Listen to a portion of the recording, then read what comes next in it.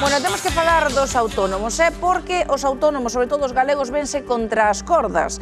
Por qué? Porque o Goberno Central propón subir as cotas segundo tramos salariais para o próximo 2026. E claro, se falamos de subir as cotas, moito ollo Yaiza, porque queremos saber de que cartos estamos a falar.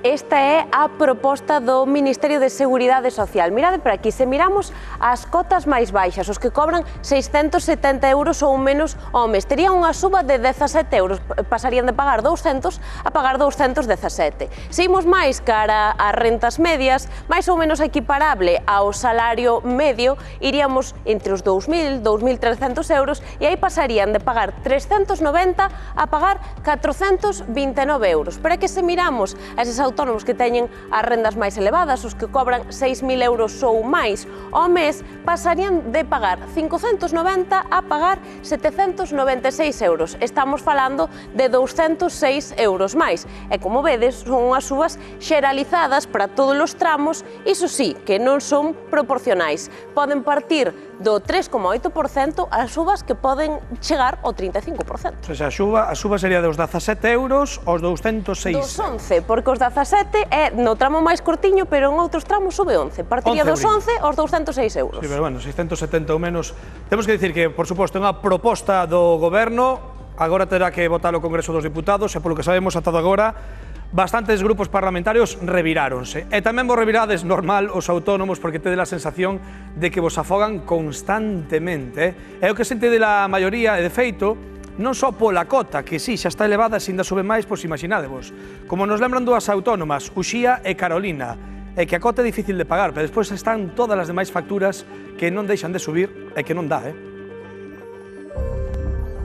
El autónomo no solo paga cuotas, paga un alquiler abusivo, paga unos empleados, paga la luz, el agua, que está subiendo cada vez máis, es que nos están ahogando. Toda a nosa pequena nómina que podemos ter os 2 meses que non é recaudatorio, pois parece que quedamos en ela no mes no que temos que aportar. Entón, unha subida máis, bueno, penso que fainos moito dano. A min faime moito dano. Bueno, que hai que ter en conta que os autónomos non só pagan as cotas, porque tamén teñen que pagar os salarios dos empregados, tamén teñen que pagar un alugueiro do local onde teñan o comercio e tamén as facturas de luz, de auga, que dende logo non son pequenas. Hoxe estamos con unha autónoma, con María, que leva 30 anos tendo unha tenda para bebés en Ribadeo.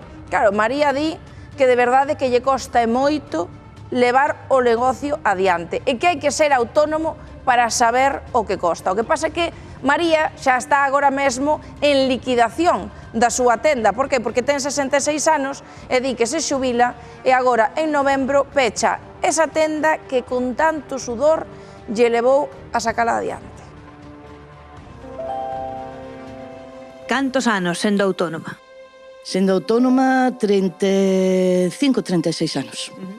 É duro ser autónoma? Moi duro, moi duro. Está moi duro, son moitos impostos, moitas historias. Sí, costa sacar todos os meses, é moi difícil, o autónomo é difícil. Antes había un negocio de tienda de comestibles que montou miña mai. Eu, cando terminei os estudios, máis ou menos, axudaba ya antes, pero empecé a traballar con ela. E logo, despois, cando viñeron os grandes, pois bueno, hubo que cambiar de tema. E foi cando montei isto. Porque competir cos supermercados grandes é complicado, non? Complicado, moi complicado. Sí, porque ningunha oferta que che poidan ofrecer os viaxantes mismos das compañías non che igualan. Non hai maneira de competir con eles. Agora mesmo neste negocio, cal sería a gran competencia? O internet. Venen, preguntan, explicas, moléstaste e logo despois, pois nada.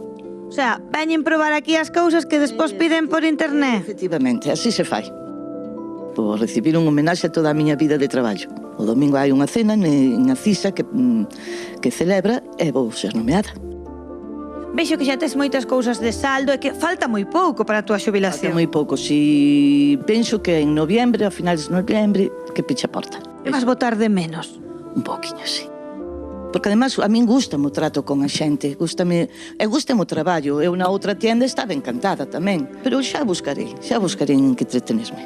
Teño un netiño que a veces chamanme para poder atenderlo, entonces eso lévanos a vida ahora mismo. O meu marido, por suerte, tamén está retirado, entonces algo amañaremos. E se podemos facer algún viaxe, algunha cosa, porque nos gusta conocer. E isto traspásase ou pecha? De momento péchase. De momento péchase, sí.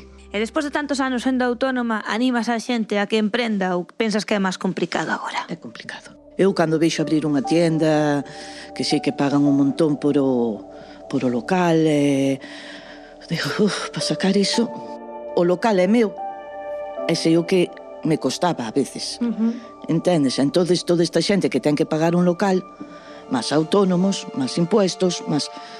Madre mía, por moito que vendas, a cosa está chunga.